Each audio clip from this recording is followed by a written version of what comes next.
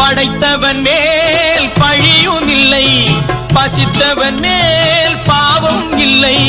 கிடைத்தவர்கள் பிரித்து கொண்டார், உழைத்தவர்கள் தெருவில் நின்றார். பலர் வாட வாட சிலர் வாழ வாழ ஒருபோதும் தெய்வம் பொறுத்ததில்லை. கொடுத்ததெல்லாம் கொடுத்தான், அவன் யாருக்காக கொடுத்தான்? ஒருத்தருக்கா கொடுத்தான், இல்லை